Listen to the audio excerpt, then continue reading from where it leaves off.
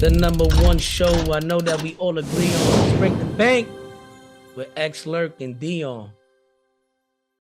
Welcome back to another episode of the Break the Bank podcast. This is your boy Lerk. As always, I'm with my guys X and Deion. First round of the NBA playoffs is officially underway.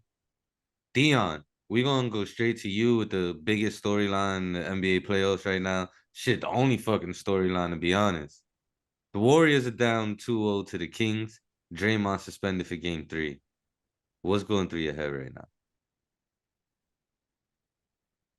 I mean, in terms of series, I've never been more comfortable. Like this, like the Warriors made a dynasty off like this shit, right? Like Draymond doing something stupid, Draymond gets ejected, Draymond gets suspended, they come out firing. You know what I mean? Like this is like every like postseason run has a rally cry. I think he got ejected. What game was it? Game 1 or game 2 against the Grizzlies? Game 2. And he missed game 3. I think it was. Was it? I think it was game 1. Okay, so he got ejected game 1 against the Grizzlies, missed game 2. And that was like the moment where it's like, okay, like time to go. Obviously, you don't want to be down 2-0, but like I think it's different. Like we're going home. You know what I mean? Like I don't really find it to be like a down, like a real down 2-0. You know what I mean? Like we're going back. So you're not at all surprised or feel some type of way that y'all didn't get neither one of those games? Especially you in particular. I don't buy that, bro. Because you know what it is? It wasn't like they didn't have defensive intensity or that what the Kings were doing wasn't replicable. Like they had an outlier shooting night, or maybe you guys had a really poor shooting night.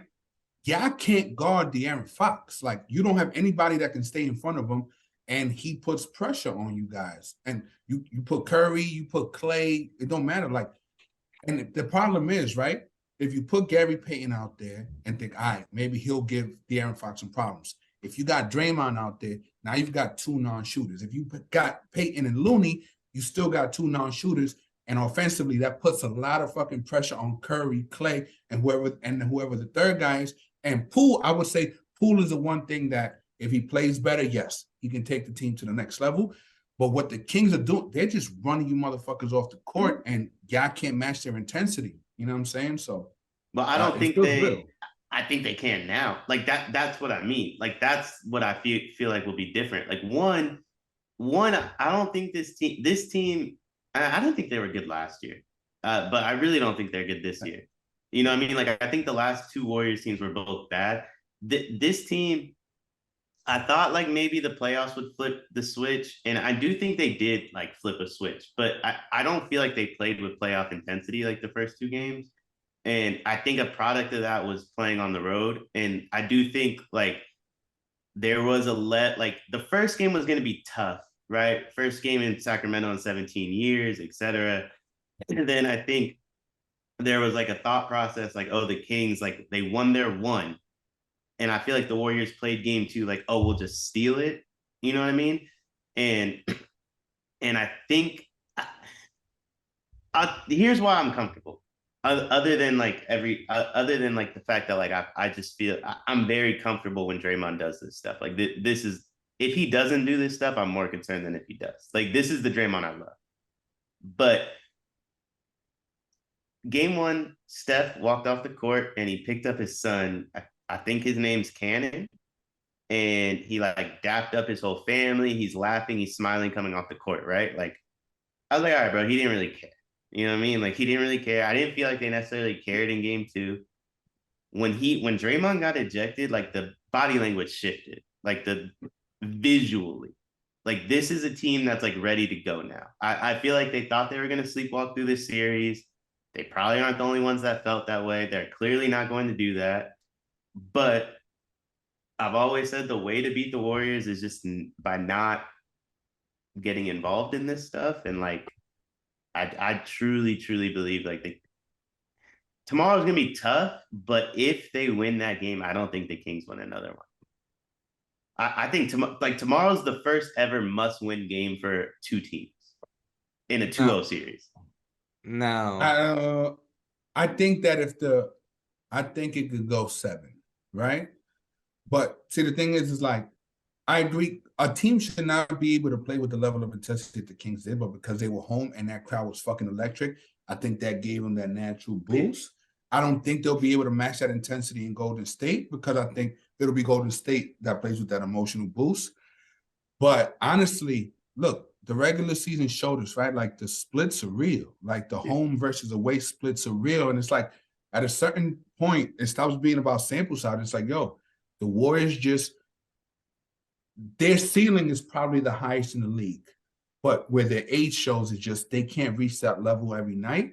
And it doesn't look like they can reach that level on the road. So I'm not going to say that if the Warriors win the next two, that Sacramento can come back and win. What is it, game 5 or game 6 that's going to be in Sacramento? It'd be game 5 in Golden 1.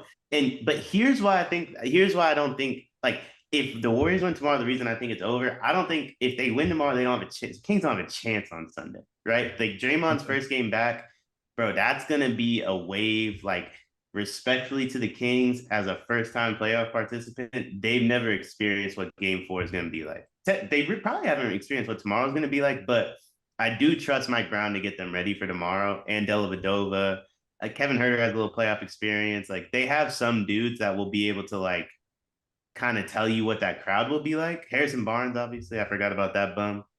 But what's gonna happen Sunday if the Warriors win, and you're telling like Draymond and Steph, like, yo, if you have one good game, these dudes have to sit on getting blown. Because I, in a weird way, I think either the Warriors win in a blowout tomorrow or they lose. Like, I don't think they win a close one. So, like, if they're able to win 2 in a row, like in a blowout fashion, I don't see a world where like the Kings are able to like bounce back from that in game 5.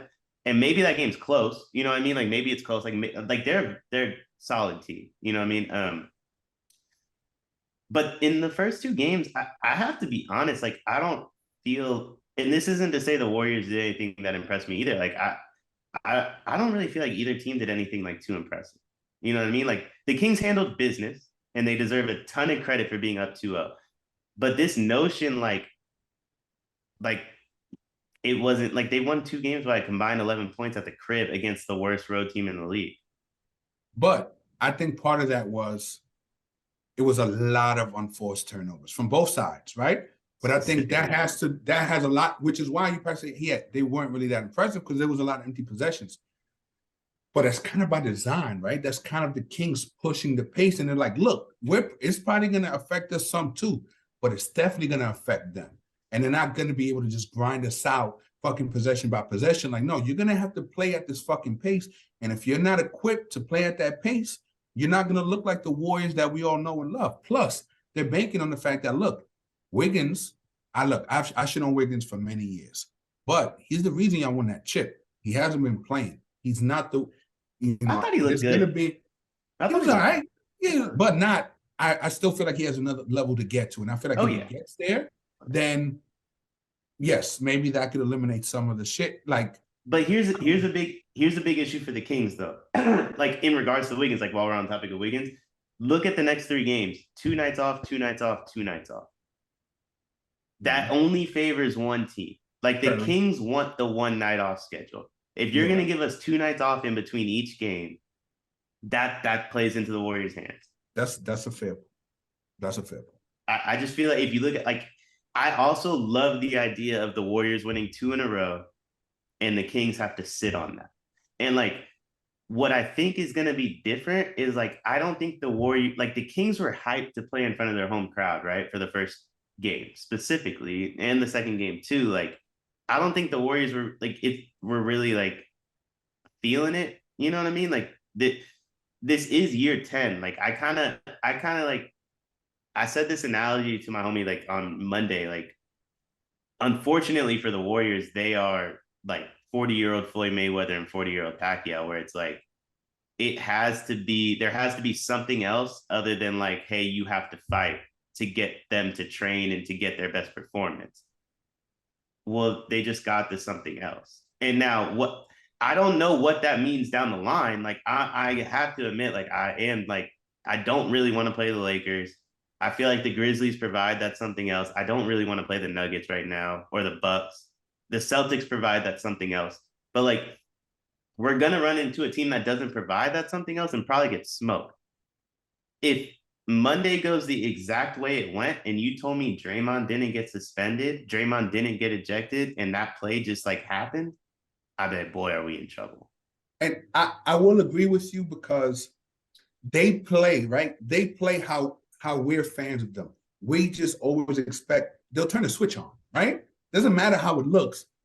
They'll just turn the switch on. They'll go on that Golden State classic run. We've seen it. They score 15 points in fucking 2 minutes. It's Curry. It's Clay. They hit 4 or 5 threes in a short period of time. And in the game that we thought was going one way, now it goes another. And we're always just expecting that. And they probably feel like, hey, we're capable of turning that switch on because we've done it. We've won chips off the back of those runs. But because of that, they settle into some complacency. But to your point, now they have that emotional edge to where they're not fucking playing this. They're not waiting for that flip to switch. They're coming out, guns blazing, like, we're going to run you motherfuckers off the court and we're going to impose our will early. And if they do that, I agree with you. They'll win both, probably in blowout fashion. And then the Kings are going to feel pressure for the first fucking time because they've been playing with house money. Now the pressure's on you because you're not going to want to go to fucking Golden State down 3-2 because you know you're not equipped for that environment. You know what I'm saying? So I see the path. I still think the Warriors are slight favorites, but we'll see how game 3 plays out because if it's close and if it becomes a slowdown, just who's going to execute the last 5 minutes of the game, the Kings have very real ways to create problems for y'all. And so it's going to take a Curry-like performance, like when he just goes nuclear, to kind of level the playing field, I feel like, if that makes sense. Well, I agree with that. But, like, I kind of feel like Trey Lyles and Monk combined for 50 in the first game, right? Like, respectfully, I mean, you're going to lose a game like that. Like, that is not much you can do. Like, Monk was phenomenal. I don't want to disrespect him, but, like, if he scored, like, if you told me he scored 22, I'd be like, good game, man. 32, it's like, bro, you're not doing that shit again. Like, respectfully. Trey Lyles is not scoring 18 points in a game, maybe ever again in his career. Like, that's just one of those games.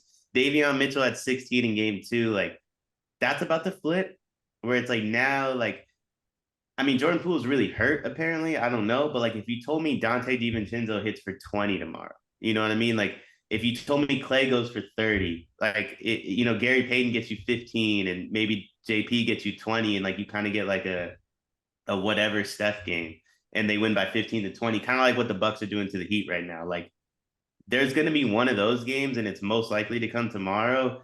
And then game 4 is going to be like the Draymond experience, which I just don't think many people are really ready for. Like, that's just a whole different world no one wants to be involved in. And then game 5 is the one where I think Steph, like, that's where he makes his impact. He, like, steps on their neck and is like, he knows, like, if I can get this one, my dude's going to have me in chase because that's just how this works. And the biggest difference, I think, is, like, in games 1 and 2, we couldn't match their intensity because they were at home. Games 3 and 4 is probably going to be the same. Bro, game 5, Draymond can't wait to get in front of that crowd again. Steph can't wait to get in front of that crowd again. And it's just going to be different if it's 2-2. If we go down 3-1, I mean, if we go down 3-0, it's over. Like, if you told me, like, they just pack it in on Sunday and, like, Steph doesn't even play, I'd be like, yeah, I get it. You know what I mean? Like, there's a whole lot of different avenues here that could happen. Obviously, there's a bunch of different outcomes, but, like, Draymond's not playing their 5.5-point favorites. I think if you look at the way the whole Sabonis and Draymond situation was handled, I think just about everyone that isn't a Kings fan thinks it's bullshit. So, quick question. You don't got to go. We'll go into detail later on. But regardless of, let's say the Warriors make a deep playoff run, what are the chances that the big 3 come back? If they lose round 1, what are the chances that all 3 come back? And do you even think that there's a great disparity in those percentages? Or do you just think the writing is on the wall and this is probably their last run together? This is the last run together, period. So I think it depends. I think Steve Kerr is going to be the GM next year and Kenny Atkinson is going to be the head coach. And I definitely think Bob's gone. And I think... Is that a guarantee? Or is that just... I think Bob's gone, and I think the reason we're not talking about him leaving is because the Warriors know, like, they're just going to promote Kerr, and then you promote Ken. And Kenny not taking the Hornets job, like... Yeah. Like there was a maybe promise there's more made. to There was a that. wink. There It was a was, wink. yeah. Like maybe there, and also like let's keep in mind, like respectfully to Mike Brown, like Kenny was also a finalist for Sacramento and he bowed out of that.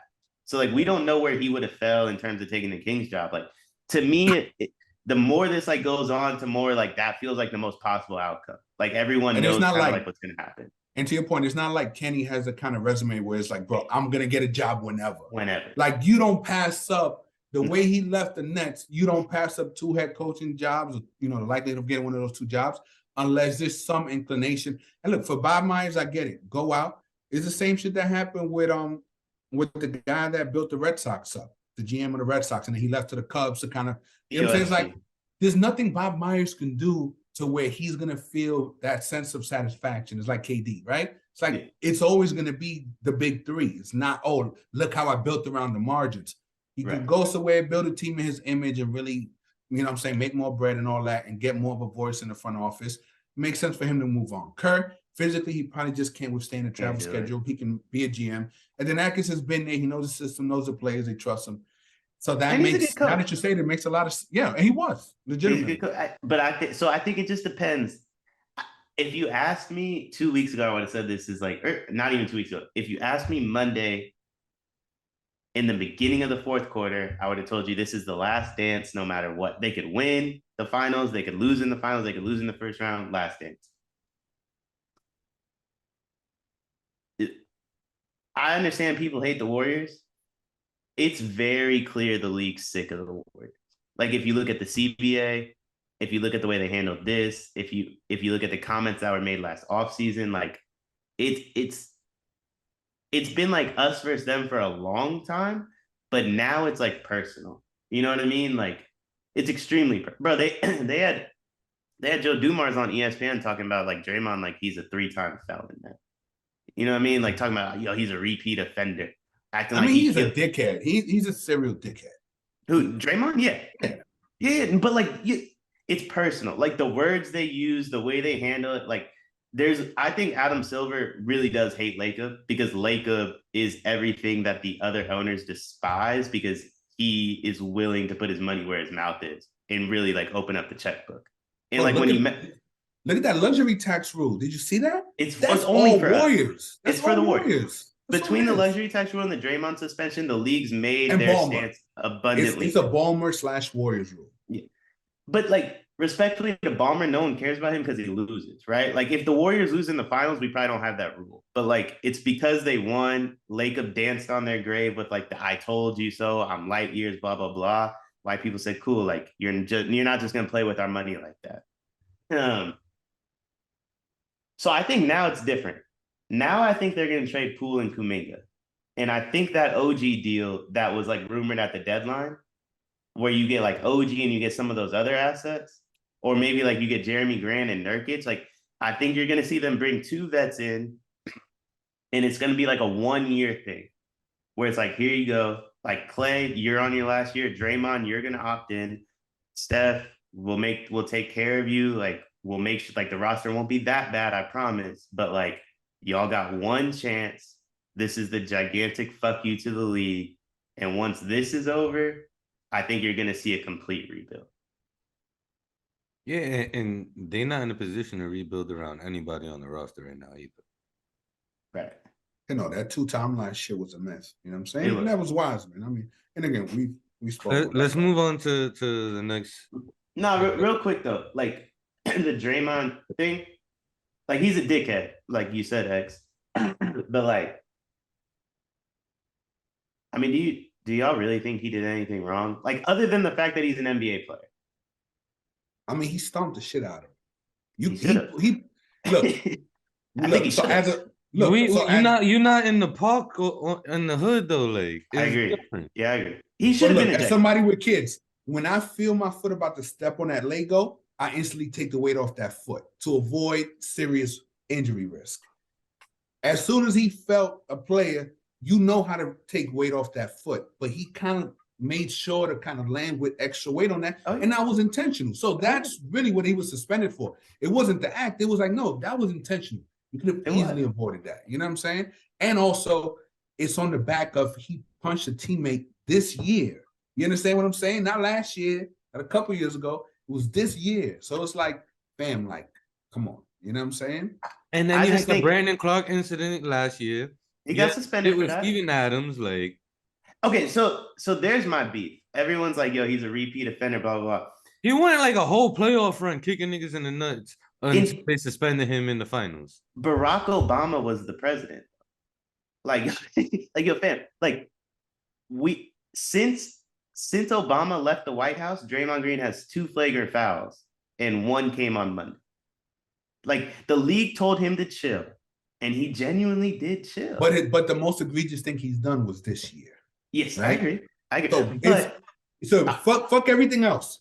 You punch a teammate on camera this year, and then you commit another act of, let's call it violence, but it's not technically violence, but you know what I'm saying? And plus, look, let's just be honest. A lot of this is just Silver's a fucking idiot, right? Silver he just don't fuck with us. They treated him. I don't even think it's anything personal against the Warriors. I just think Silver he had, at least when Goodell went full Goodell, he set a baseline early like this is what the fuck I'm doing. You know what I'm saying? And so we kind of knew everything was going to fall in line with that. Silver's towing this line where he came in as like the anti-Stern. You know what I'm saying? Cares about the players, cares about this, and really soft on it. When in reality, when you look at fucking Silver's tenure, bro, he don't know what the fuck he's doing, right? The league is not trending up. He just don't know what the fuck he's doing, bro. Well, I think the reason it's not. I think he's trying to. I believe the CBA and now this Draymond suspension is Silver trying to get control of his league back from the Warriors.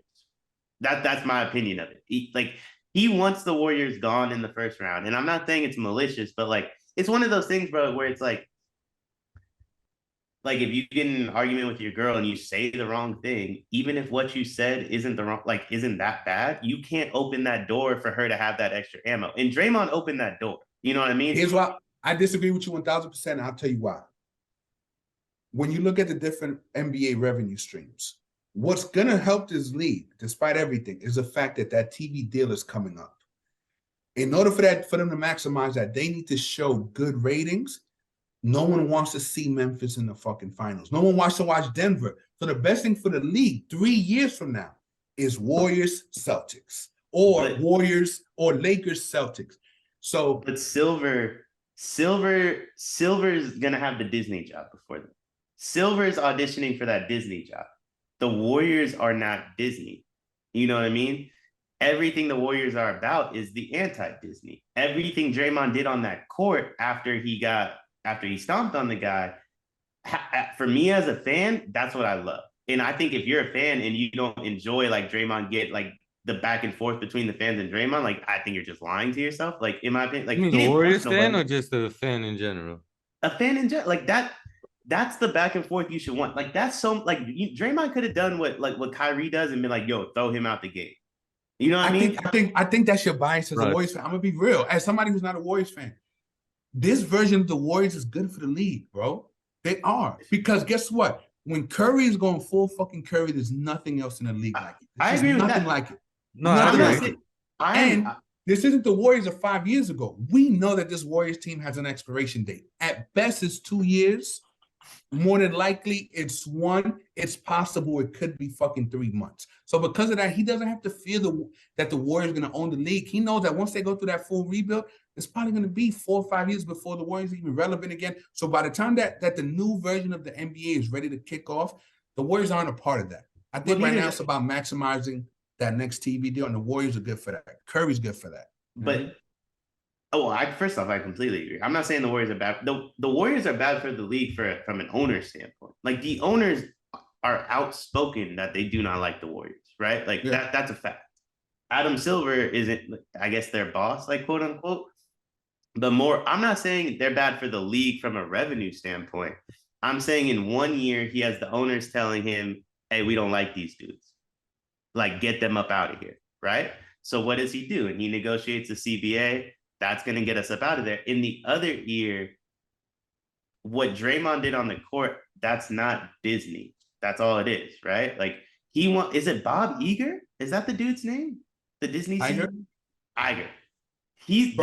Bob's not going anywhere. Bro, that's Adam Silver's job. Like it's already Bro, it's already rumored. Like Adam Silver has one more year as the NBA commissioner, then he's gonna go run Disney. Like he won't even what you're talking about. Like not only does the Warriors have an expiration date, Adam Silver's expiration date might even be even sooner. Like they're both up out of here. So who's taking over? Like Mark Adam Tatum? Silver's just what'd you say? Who's gonna take over? Mark Tatum? I don't know. I don't know all that. But obviously, I guess he would be the front runner because he's the deputy. Is that how it works? Yeah. But like I know Adam Silver, like if you look it up, like Adam Silver's out of here. So like he was sitting in the third row. He had the Disney dude next to him, by the way. And what happened on the court following the stomp, for as much as I love it, and I think if you're a fan, you should love that because that's what you're begging for, right? Like we kill these dudes that get called a bitch and have the fan thrown out. Draymond had the whole arena chanting "fuck you, Draymond" and egged him on. Like he loves that shit. The Warriors love that shit. I personally love that shit. Adam Silver and the Disney dudes, that ain't gonna work for them. See, I think it's more about he's courting them because here's the thing, he needs ABC/ESPN to compete against Amazon. Who owns them though? So who owns who? Disney? ABC and ESPN. Oh, I don't know. Disney. Oh yeah, no, Disney. That's my whole point. This is so what I'm trying to say is he's trying to Disney-fy the NBA before he takes off. And what Draymond did is anti-Disney. And if he just came out and said that, like, yo, fam, like, we're sick of this dude, bro. He's in our fucking office once a week. We always have to fine him. We have to do this. We have to tell you all the reports. Like, all he does is yell at the refs. That shit's bad for my business in terms of what I'm trying to do, in terms of the next TV deal, etc. I get it. But it's like, yo, he's got Joe Dumars on ESPN doing his dirty work, talking about Draymond's a repeat offender.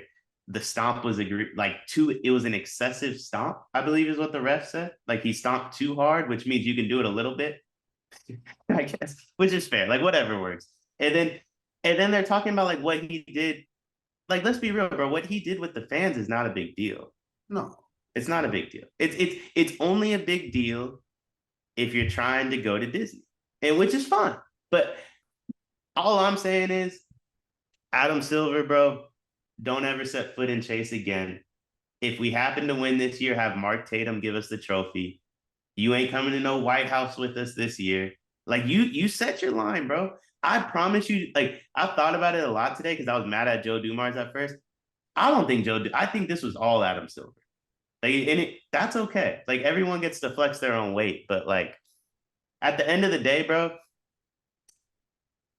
I'm gonna just be completely honest. Like I think the way I think it should have went, and I do believe Draymond should be suspended for Game 3. By the way, they both should have been ejected from the game, and then Draymond suspended for Game 3.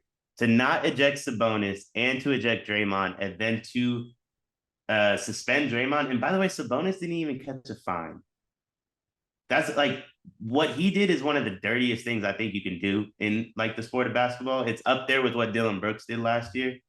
So it's like, it is what it is. Like, it is what it is. I just think I wouldn't have been mad about the suspension if Sabonis got ejected because I do think Draymond deserves more than what Sabonis got, but like he already got more than what Sabonis got. So like, let's just hoop now. But in a weird way, I'm glad it all happened because that's going to be the rally cry of this team, I think. But I don't know. Did y'all feel like, do y'all actually feel like what, like Sabonis did nothing? Because there's a lot of Kings fans that think he did nothing. Nah, I think what he did was dirty, and it wasn't a basketball play. Not even close. But not even close. Like, do I feel like he should have been ejected? Nah. I just think it's a bad. I think it's a bad precedent because a dude like me, if I'm Steve Kerr, I told y'all in group chats. I mean this dead ass. I'm sending Anthony Lamb out there like a mercenary. De'Aaron Fox isn't taking a step without Anthony Lamb grabbing his ankle. Yeah, what was that dude's name from New Orleans? Greg Williams? Yeah. The coach that was putting bounties on players? That would be me. Like, yo, I would be in the locker room like, yo, fam, they told you can do this. Like, so go ahead and do it. You get to do it at least twice before you get thrown out. So go ahead and do it. Do you expect more dirty plays in Game 3? No. No. So I think if you pay, like, I don't know how much y'all watched like NBA like talk, sports talk today, if at all. Like if you No. watched any like what JJ Redick said specifically. Nah. The way the refs ref the Kings in the first two games is under a massive, massive microscope. Like Sabonis got away with a ton.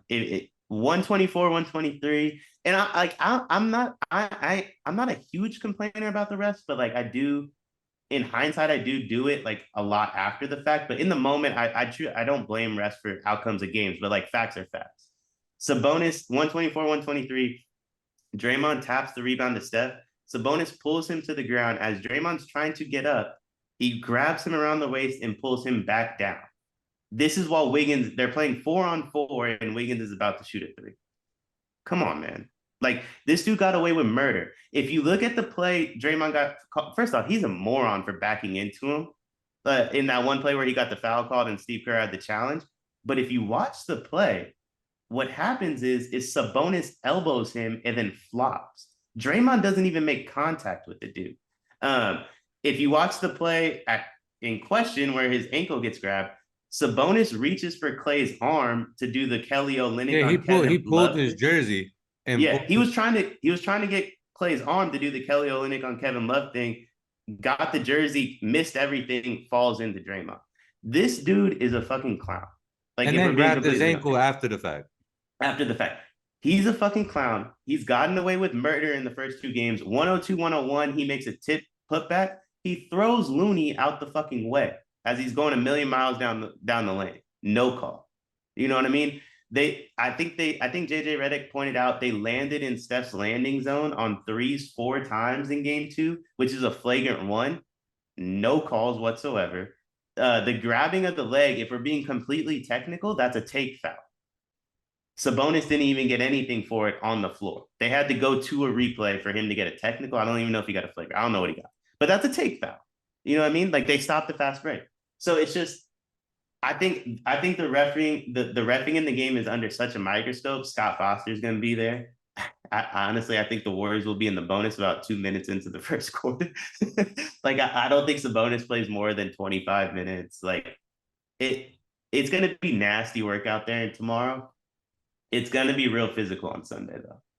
But point blank, like, no matter what way you look at it, for us to get from point A to point B where someone gets their leg grabbed with no call and then someone gets stomped on, and on the floor, Draymond only got a tech, which is crazy. Like, he should have been thrown out immediately, if you ask me. Yeah, the Heat that just means the refs let a lot go. The refs need to gain control of this series a little bit, in my opinion. Let's move on to the Clippers Suns. Clippers won a close one in game 1. Game 2, Suns showed out. I don't know how much they could rely on guys like Torrey Craig going like 5 for 8 from 3 though. What series we talking about? Clippers Suns. If I'm not mistaken, X last week when we had S on the show, you and S had the Suns winning the series, and Deion had the Clippers winning the series. Yeah. It could go either way.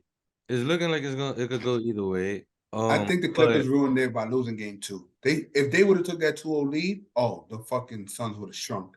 But now, I still think the Clippers could win just simply off the fact that the Suns have no depth and they don't really have any 3-point shooting. Like, they don't shoot a ton of threes. They live in the mid range. Granted, they have 3 of some of the best mid range scorers ever, right? But yeah, they took 24 threes in game 2. I think 15 of them were just Booker and Craig. I was gonna say, I think when it comes to Book and KD for that matter, like, especially having watched KD for 3 years, or whatever, like, I think because of like Steph and Clay and like Reggie Miller and some of these dudes, like, we assume that superstars, just because they shoot the 3-ball well, shoot it in catch and shoot situations. If Devin Booker's like cooking and KD's just standing in a corner, I would not bank on Kevin Durant hitting that shot. Now, if KD's hitting an off the dribble like step back 3, he's gonna kill you. Like, but it's just different. Like you throw Steph or Clay in that corner, it's going to go in every time. But like, I think both Book and KD aren't really able to shoot off someone else's creation as well as like they need to be able to. For me, it's about Kawhi, right? So I think at this point in Kawhi's career, he's not, just slap him on the other team's best play and he's going to lock them down. He's best utilized in a scenario where it's like a small ball lineup where you can switch 1 through 5. Right now, you can't bet that Kawhi is going to consistently be able to chase people through screens, which forces the Clippers to play a lot more drop coverage than they want to play. They just don't have the depth that they used to have to be able to play like a small ball 5-man lineup, 5 out on offense, on defense. They switch everything and they disrupt whatever actions you try to make happen just by being able to switch, right? Right now, they're playing a lot of drop. Well, guess what? DeAndre Ayton is a bum, but if there's one shot he can hit, is that little fucking, you know what I'm saying?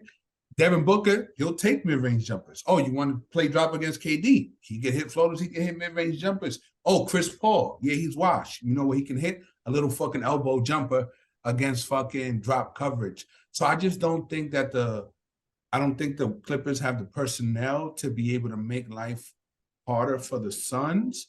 So, and then offensively, I just don't think that the Clippers have enough versatility or enough dynamic playmakers to really keep up with the Suns. You know what I'm saying? And we saw that the Suns just fucking, they wore them down, and the Clippers just they couldn't keep up. You know what I'm saying? So because of that, I think it's probably over. I wouldn't be surprised if it goes 6 or 7. It probably will, but I think the Suns have a slight edge, so I'll make them the favorites. I just think, and this is a twofold point because it brings me it counts for the Warriors Kings series too. Like me pointing out those fouls is me saying like I thought they should have been called. Officiating is harshly one-sided to home teams in the playoffs. It really fucking is, especially that first home game. And the Clippers being able to steal one, and then now they get game 3 at home. Like, I don't know. I don't know. Like, I feel like if you can get a magical Kawhi game 4 performance, now you're up 3-1 going back to Phoenix.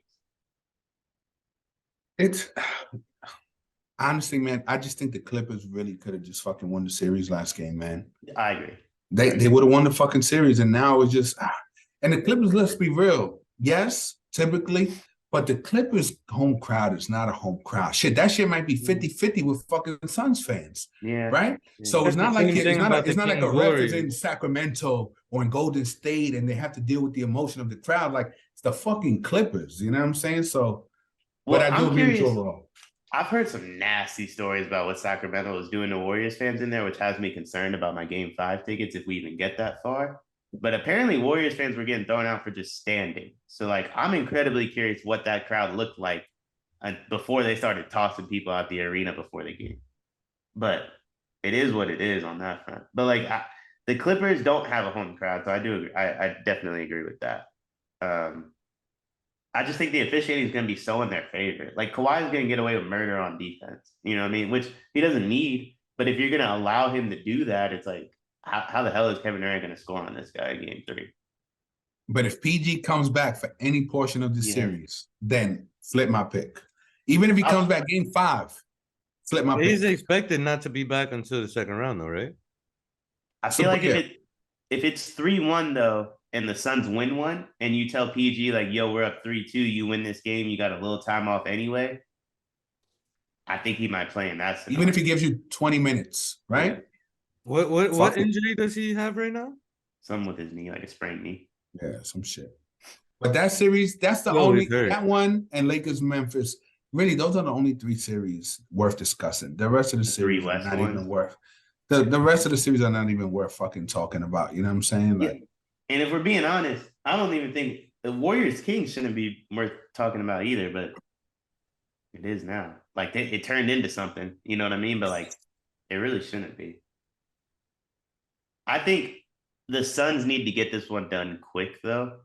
I looked at the minute distribution for like Paul, Booker, Aiden, and KD. Man. Bro, KD and Booker played what, 39, 40 minutes or some shit? I think in game 2 they played 45. That's a lot. That's a lot of minutes, bro. That's a lot to put on KD, particularly Booker. Yes, fine.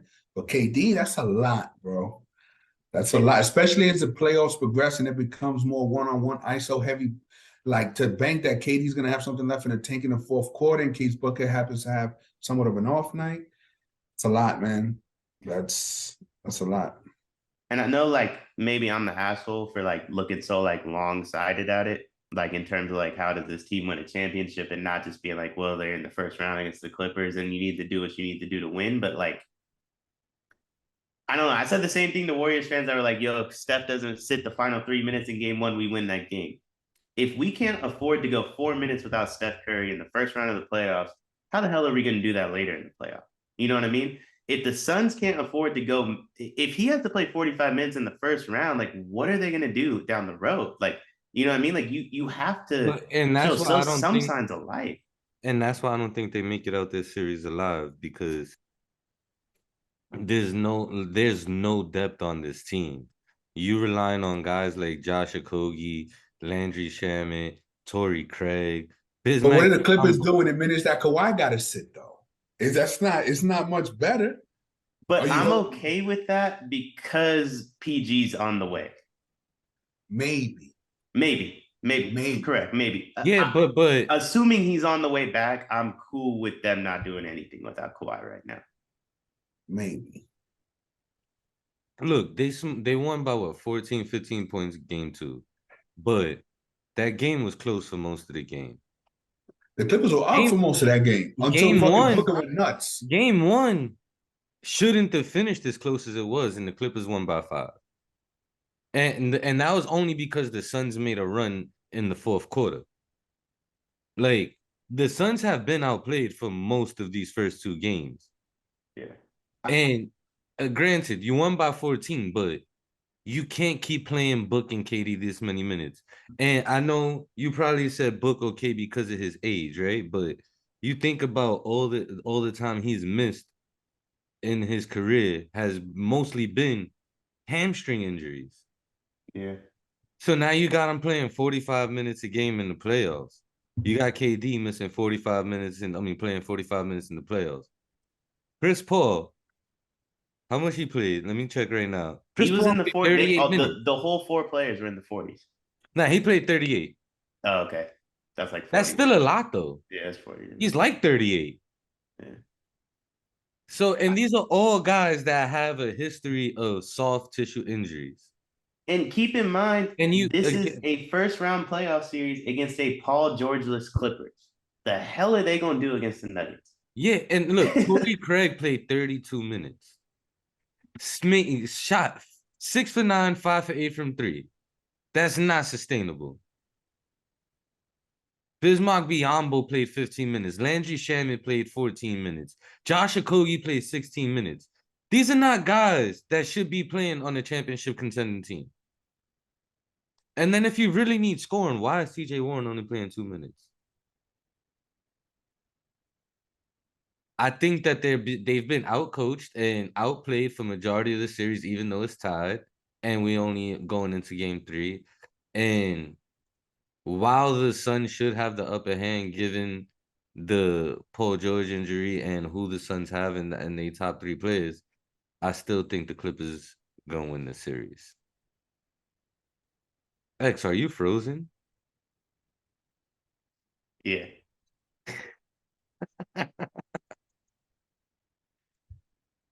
Nah, oh man. I gotta take a screenshot of that shit. Just to keep going while he figures his shit out, just to make things easier on you editing wise. I just feel like when I look at all these teams, right? Like I look at what the Lakers did tonight, and it's like, yeah, okay, you stole 1 in Memphis, but like, cool. How am I supposed to believe you can handle Denver? You know what I mean?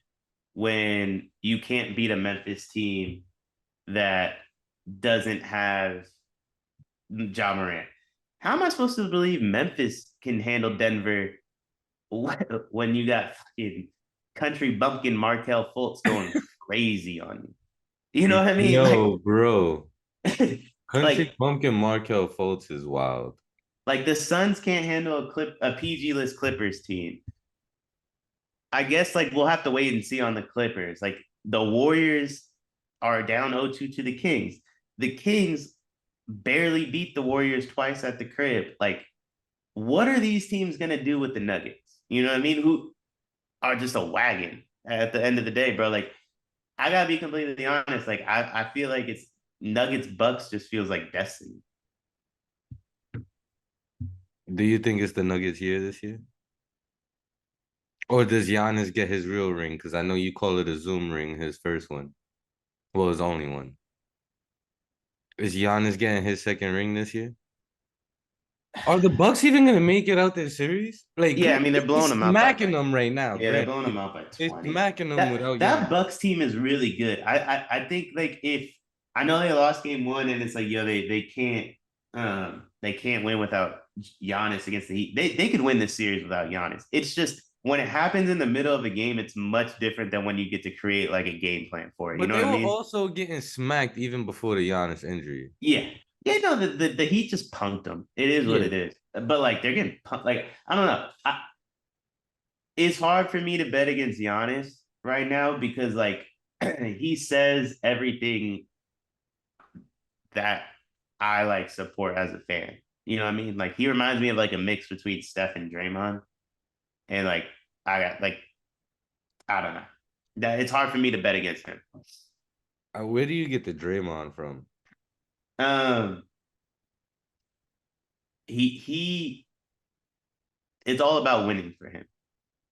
He don't care about nothing else. You know what I mean? Like he averages 31, 15, and 6 or whatever the voodoo numbers are. And he just doesn't care. You know what I mean? Like he would put up a triple single or whatever people say about Draymond if it meant like his team's better, right? He does whatever it takes to win. And the mix between the two is he said it himself, bro. Anything short of a championship is a failure.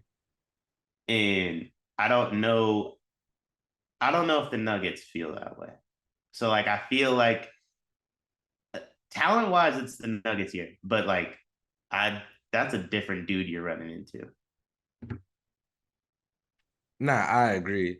But I do think that I think I think the Bucks have the experience, and even with all the Jokic hype, and he is well deserving, I still think Giannis is the best player in the NBA right now. Absolutely.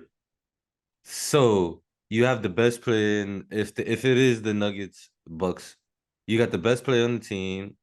I love Mike Malone as a coach, but Budenholzer has proved that he can win on the biggest stage.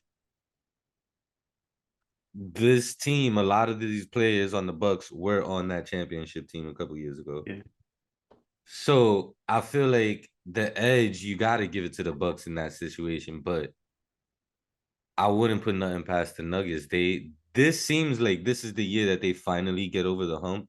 And then when you look at the playoff bracket, everything is set up for that to happen. Like the seeding is perfect for them. Yeah, I mean, when I look at it, it's like nobody matches up well with them on their way just the to a Warriors. championship. It's just like really the only team in the West that I think, you know, the whole notion. Oh, Like maybe the Lakers. Maybe the Lakers. Maybe, bro. The Lakers haven't done anything for me in the first two games. I gotta be honest. Yeah, going back to that Lakers series, the Lakers. I don't understand how people expect them to win a championship. Like a lot of people have them. Even you at one point were talking about how you think they were the best team in the West. And then like I watched them play these first two games, and everything that we've been saying about the Suns and their role players is how I feel about the Lakers. Like Rui Hachimura, respect to him and how he's played with them, and he's been able to like seamlessly fit in with this roster. But you got Rui Hachimura out there. You got Troy Brown Jr., Dennis Schroeder. D'Lo's your starting point guard. Like your third best player is D'Lo. That says a lot already. Yeah. And then like I look at the supporting cast around Braun and AD, and it is crazy. I feel crazy even saying this, but I don't really trust anybody other than Jared Vanderbilt and Austin Reeves. Yeah. Yeah. I don't know. It was all like for the Lakers and the Warriors, my confidence in them was incredibly matchup based. And like I did mention that. Like and maybe listen, the Lakers I if the Lakers were gonna beat the Nuggets, it was gonna be in round one. Like I feel like the longer it goes, the more you wear down on Braun and AD. I don't think they have enough. Now, in the first round, I think they have plenty. But in the second or third round, because this Grizzlies series is tough, man. Like, I mean, the Warriors played the Grizzlies last They year. just Like, lost that's to them a without Ja. exactly that's a tough group of dudes to play against. So it's like you're gonna play 6 or 7 against them probably. And then if you get the Kings, I guess like maybe you could beat the Kings in 5. Like maybe I don't know. I don't think they could, but maybe.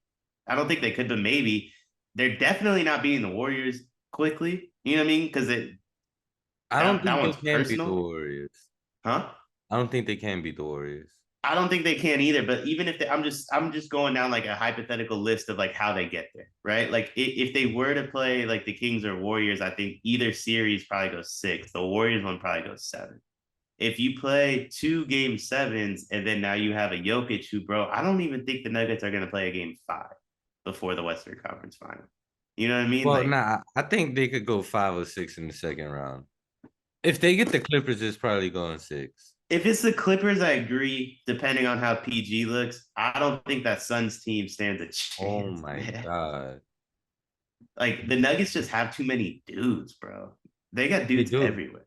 They do. Um, and it's like, bro, if they play less than 10 games before the Western Conference Finals, and you just played 14 or 13, like Now, you're too I'm not old. gonna lie, I was kind of low on the Nuggets coming into the playoffs based off of how poorly they played after the All-Star break. But then, like, granted, it is the Timberwolves, but the way that they came out in game one and then even in game two, they up by 20 and it's still the first half. Like, they really on a bullshit this year, bro. And, Murray's finally like getting into a rhythm. Oh, KCP's playing better. Bruce Brown is one of my favorite role players in the NBA. yeah. And I remember in the offseason, I tried to say how that was a big pickup and y'all downplayed it. And it's like, yo, bro, like this dude is the ultimate X factor for a championship team. They Mhm. they got all the tools to win. It's just can they put it together and finally get over the hump? Progress. And you got, well, like what's made me switch on them is, bro, they're locking the Wolves up. You know what I mean? Like I didn't know if they had that extra gear on defense. They do. You know what I mean? Like they clearly do. So in any series they play, I don't care if they play the Warriors or the Kings, who are like the quote unquote 2 best offenses in the league statistically. This Nuggets offense is the most unstoppable offense in the league, specifically with Jokic on the court. You know what I mean? If they're gonna do it on the other end, I don't know how you beat them, unless your name's Giannis. Yo, X, you good or you still having technical difficulties? I have no idea actually. Oh, Oh, welcome back. We talking about the Nuggets. Do you think the Nuggets is this their year that they get over the hump?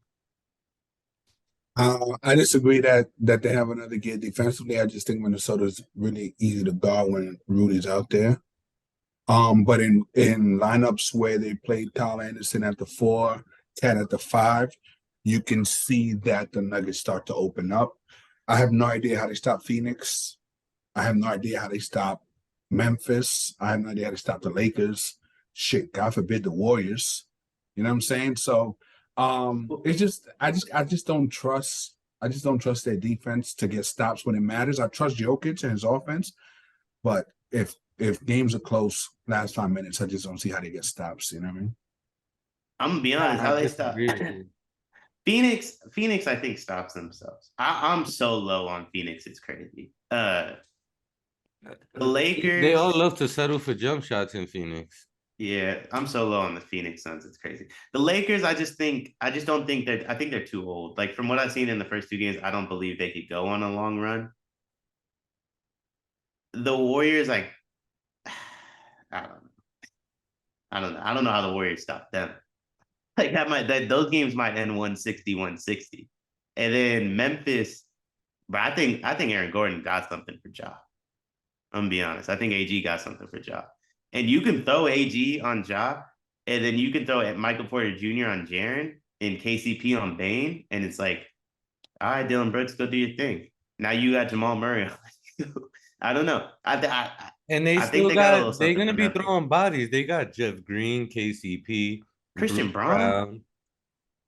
Christian Braun too, the Oh, rookie from Kansas. Like yeah. he's nothing special, but like when I look at this, what like for me, what I think separates Memphis from everybody else is like Phoenix has Torrey Craig, and what is the fat dude's name?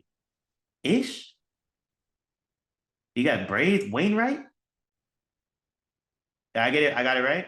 Yeah, it's Wainwright. I don't know his first name, but it's Wainwright. Bro, they play Wainwright and Torrey Craig. That's unserious.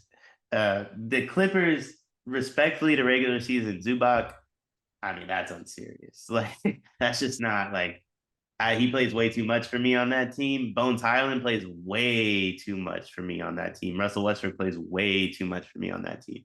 The Warriors, I mean, the names speak for themselves. Like, I like GP2, but you know what I mean? I like Kuminga, but you know, some of these dudes is like there's something to them. But the Lakers, I mean, farmersonly.com, Markel Fultz, like, come on, man, like he stinks. Malik Beasley, I mean, you dated your teammate's mom, and then you got her took by by Marcus Jordan. I don't really believe in Vanderbilt. I don't even believe in Vanderbilt like that. The Memphis plays Dylan Brooks too much. The Kings, bro. Alex Len plays basketball for them. All these teams have a couple dudes where I'm like, yo, how is he in the league? The Nuggets have no one like that besides DeAndre Jordan, who doesn't touch the court. Jeff Green. I know I like Green. He dunks on somebody once every 10 games. Nah. When Jeff Green wants to like stink it up, he'll stink it up with the fucking best of them, bro. He will stink it up with the best of them, but he doesn't. And this is 100% the Warriors fan in me and the Warriors system in me. Jeff Green doesn't make mistakes. He like Otto Porter Jr. will stink it up with the best of them, but it's the right basketball play more often than not. These other teams have guys that just make the wrong basketball play and they stink it up. And at least Jeff Green does one of the two. And they don't, and he's not there to score at all. Like, they don't need him to score to win. They just need him to defend and rebound. X, I'm gonna need you to blink every few seconds just so I know that you're still with us. No, I'm good. I'm here. That shit was weird as fuck when you froze up out of nowhere. Nah, this shit say, yo, you ain't got a mic. Oh, you don't got speakers. Oh, we got to restart your firmware. And then it just restarted. I was like, oh, okay, right. Every other series in the NBA is pretty much going as expected. But I just want to get your opinion, of course, as the Knicks fan in me. How y'all feel so far after the first 2 games of the Knicks-Cavs series? Knicks manhandled the Cavs in game 1 and barely won. And then they got the... Bro, y'all won because Josh Hart went 8 for 11. Everybody else stunk it the fuck up. And then game 2, y'all ain't have that outlier performance. Bro, nah, they got smacked in the first half and never recovered. Like they really got the shit beat out of them in game 2 from the beginning. The Cavs defense is literally built to stop a team like yours. You know what I'm saying? And so it's gonna take some fucking incredible shooting performances. Like Brunson gonna have to go for fucking 40.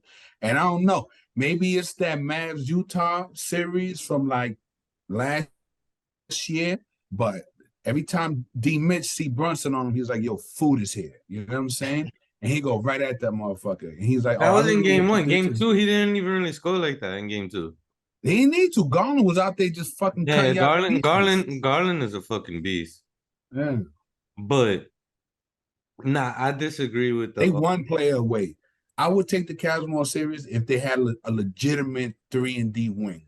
You know what I'm saying? But like Isaac Okoro, no thanks. He fucking They need more stinks. shooting, period. Honestly, and Cavs fans aren't going to have this convo. Mobley and Allen are the problem to me. Like, I don't think they can play together. Maybe Mobley develops into whatever it takes to play next to Allen, but at the current state, bro, boy, is it because the other team can play off of whoever's playing the 3. Exactly. You know well, and the 4 and the 5. Like when D Mitch gets loose, it's with one on the court and the other on the bench, right? Yeah. Like their offense goes to and their defense definitely tails, but like I think I brought it up on here like a few months ago. Like, and again, bro, maybe I'm watching the wrong games. Like Charles told me that Rafinha doesn't play well when I watch, and I mean, he clearly was right. I don't see it with Mobley. I'm not saying he's a bad basketball player. It's a hot take. I'm not saying he's a bad basketball player. I think he's an all NBA defensive talent, but like, boy, the way people talk about him, who do I not see it? Like, boy, do I not see it. And I agree with you because yes, Jared Allen's out there. But remember, it's like sort of like what happened to Bosh, right? I think the team needed Bosh to stop shooting those fucking 20-footers and take a step and a half back and start shooting threes. If Mobley can hit 34% from 3 on decent volume, 3 to 4 attempts a game to where at least it has to be guarded, that completely changes the geography of the court, completely changes what that team looks like. But right now, I do agree they clog up the paint for Garland, they clog up the paint for D. Mitch, and is compounded by the fact that they don't have a credible shooting threat from 3. But I do see the vision, but he's just not there yet, right? I think he's being talked, to your point, he's being talked about now like he has reached his ceiling. He hasn't reached his ceiling yet. But if he does reach that ceiling, then everything they're saying about him today will apply. So it's fair. Like, I'm not judging him down the line by any means. I'm just saying I personally don't see how he gets to that ceiling. Like, maybe he does, maybe he doesn't. I just think if I don't know. I've seen a bunch of tweets, and I think JJ Redick said it. They're like, it's 2 outlier performances from Mobley through 2 games, and I'm like, what are they? Like, I feel like this is the norm for Evan Mobley. Like, he dunks the ball a lot. He's very athletic. Can't shoot. He can't really create for himself. Yeah, he hasn't developed into. It's only year 2, but he hasn't shown any development towards what everybody was talking about coming out. But my thing is, and I said this about OG, and I said it about Scotty, and I was right about both of them. So far, at least with Scotty. Everyone was like, yo, OG is going to turn into this all-star with like this high volume offense efficiency, like blah, blah, blah. Like, I was like, but he didn't do that in Indiana, and he hasn't done it in the NBA. Like, Evan Mobley didn't do that at USC, and he hasn't done it in the NBA. Like, I don't know. Like, are we just assuming, like, are we just seeing like glaring holes and we're like, yo, he could fill those theoretically? Because like, I haven't seen anything that shows me like he could become that threat on any level, to be honest. Nah, he cooked up his last year in USC. His brother, who's playing in China, was averaging as many points. But you know what it is? I think they win basketball games because defensively, he gives that team a high floor, right? And then it's just like, yo, D. Mitchell Garland, the game is close, take us home. You know what I'm saying? But that night-to-night consistency defensively, I mean, them motherfuckers are tough to score against, man. Like, you gotta come with your shit if you want to score on them. That's an old school lineup. Yeah, they're gonna win 97-92, and it's gonna be ugly at times. But they're like, yo, D-Mitch, just go have 3 or 4 minutes in the fourth and bring this shit home. But it's because of his defense, you know what I'm saying? And so I agree, but I get it on defense. Trust me, like, I think he should have won Defensive Player of the Year. I definitely get it. He can guard guards and he can protect the rim. You still talking He's about too small to play the 5 right now. Agree. And he can't score at all to play the 4. So I don't really I love defense as much as the next person. If you provide nothing on the other end,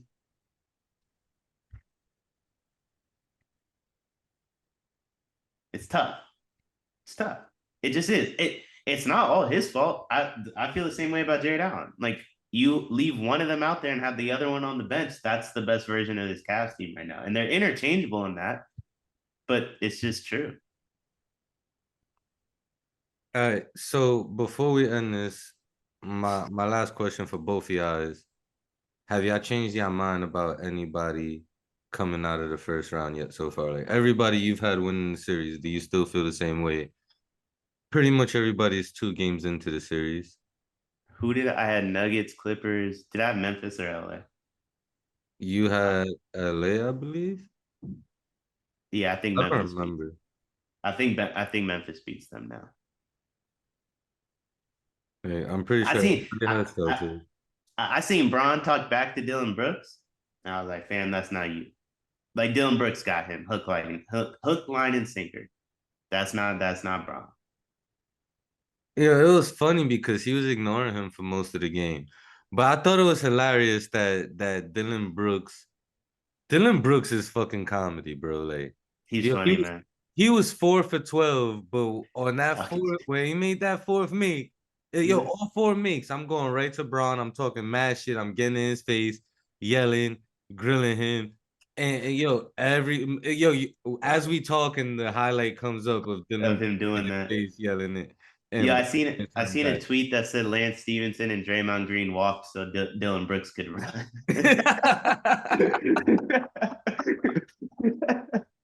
Yo, Lance Stevenson's antics hilarious. Go down in history, bro. He was elite comedy. Dylan's more Draymond. Blowing in the ear. Lance Stevenson was different, bro. That's a real New York dude right there. Yeah, I was gonna say Dylan's more Draymond to me than he is Lance. But when Bron talks back, I said, nah, Dylan's got him. So now I think Memphis wins that one. What's your takeaway with AD's struggle so far? They got no shooting. Bitch. Well, that too. Honestly, that's the biggest, bro. It's like it's so funny, right? And it's funny because it was your tweet that actually reminded me of it, Deion. Yo, AD needs his respect, man. That man is a top 5 talent in the league. I said, Deion, you falling for the same shit again? Like, that's what AD does. He'll come out and, yes, physically, he can dominate. And then I can't move my arm. And then 5 minutes later, this motherfucker's out there doing jump. Like, it's that same soft bullshit from AD. It's like, fam, you could put your fucking foot on these motherfuckers' necks if you had the heart to actually do it. But I'm not going to bet that he has the heart to do it consistently and when the going gets tough. That means it's going to fall on Bron, and I don't trust Bron to do it. The Lakers should beat Memphis this series. I'm sorry. Never been a fucking Memphis believer. They're too easy to fucking guard, and there's too much Dylan Brooks for my taste. The Lakers should beat these motherfuckers. And if they don't, it's because AD is softer than baby shit. And that's really their Achilles heel. Because the way it should be, that's LeBron is kind of slowing down. AD is kind of establishes himself as the alpha. You can't tell me that you look at that team and that fucking AD is the alpha on that team. They still need LeBron to be the alpha for them to reach their ceiling. And it's just physically he can't hold up. So now it falls on Austin Reeves to ball out. It falls on Rui Hachimura to fucking bail him out in fucking game 1. You know what I'm saying? Like it falls on praying that fucking Malik Beasley has a fucking good game. Rui and Austin Reeves are the only reason why this game got close. Yeah, I think Bron's been the reason I soured on the Lake. I get it. AD's a bitch. Like, but Bron's really slowed down, man. I don't know what the deal is with his foot. Maybe he does need surgery. Maybe he doesn't. I really don't know. But like, bro, this version of Bron, he ain't like that no more. I get full like. That's why to defense me, that's why is where you see it. It's defense. It's taking those key possessions defensively. That's why he was willing to engage with Dylan Brooks. You know what I'm saying? Like I had Kings fans hitting my line like, yo, Draymond engaged with Sabonis, like he's scared, like blah, blah, blah. I'm like, fam, you don't know Draymond. Like that means he turned up. If Bron engages, you're like, you got him. You know what I mean? Like it typically in 5 years ago, right? Dylan Brooks does the same shit he does. Throw him in an Indiana Pacers jerseys with the last name Stevenson on the back. Bron smiles and hits him for 17 straight points without saying a fucking word, right? Bron hit 1 3 to cut the lead to 14 and started talking shit to Dylan Brooks. Like, the dude, like it ain't the same dude, man. Bro, hold on. A tweet just popped up on my timeline. First of all, Dylan Brooks is being interviewed. He has a plaid button up, no shirt, a big ass chain looks fake, and these big white Soldier Boy sunglasses. Yo, I hate him. I hate him, bro. He says, as far as his confrontation with LeBron, I don't care. He's old. I poke bears. I don't respect someone until he gives me 40. Like, fam, if you got letting Dylan Brooks talk cash shit like that to you after the game with no undershit on some heathen shit, I'm sorry, Yeah, bro. You gotta wrap it up, bro. Bron probably really going to drop 40 next game, though. Yeah, if Bron was Bron, he would. He's not. Like, that's my thing is he's not. Like, the moment he engaged, I say, yo, he don't got it like that no more, bro. Like, he needs to verbally abuse you because he can't do it on the court. I got to admit, bro, I still don't think Memphis wants anything to do with the Warriors. But boy, have I turned a corner on this team. I like this team. I like this team. I hate that team. Honestly, I used to be indifferent. I just thought they were overhyped. Now I acted, bro. You gotta win something. You gotta win something. You know what I'm saying? So that's why, like, everybody clown Clay because Clay was telling motherfuckers like, "Yo, 4, 4," and it's like, why Clay bring it up? Oh, she was like, "Fam, you're not allowed to talk to me if I got 4 chips and you got none." And when we went through you to get one of those fucking chips, what are you saying to me about some meaningless regular season basketball game? This is the same shit. That's how I feel. Like, fam, y'all talking shit, but what have you won? You know what I'm saying? Dude, like, if I'm not mistaken, they've been cooking up so long. They went through the past iteration of the Grizzlies too, didn't they? The Warriors? Yeah. I would assume so.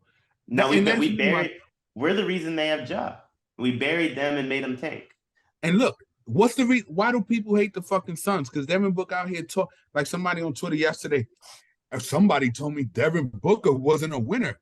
What the fuck has he won? That was Lerk's old Duncan boss. Smith, NBA. Yeah, that was Lerk's old boss. What the what the fuck have they won? Am I watching the wrong league here? Like, have they won some like Copa del Rey that I don't know about? Like, what the fuck is Devin Booker? Next year they got the in season. Well, that's my issue with like all these fans. Like, bro, I was in the bar on Monday watching the Kings Warriors games, and like your Kings fans were like, "Your fam, like what happens if y'all lose this round?"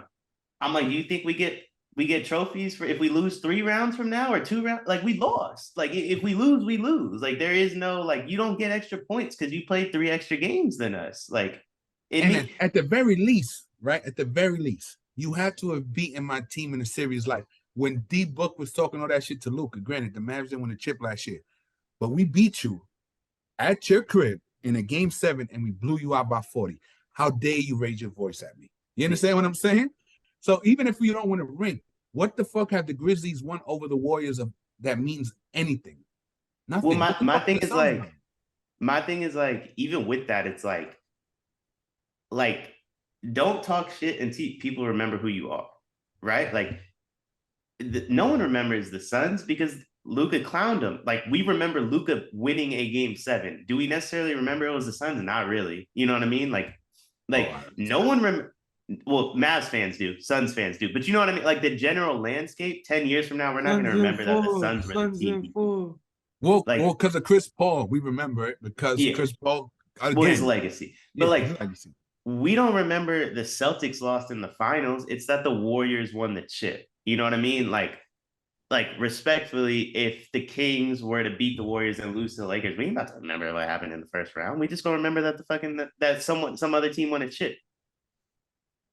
The Grizzlies, my beef with the Grizzlies is like we made them famous. So like show some respect. We made you famous. You're an IG model. You're Amber Rose. We're Kanye. And look, I get it, right? You have to have a certain ego to play in the NBA. So if you talk shit to me in a game, I'm going to talk shit back, right? Like if you say, yo, X, I could beat you at badminton, I'm going to talk to you like I'm the best badminton player in the fucking history of the game because I love to talk shit. But that's all in the game.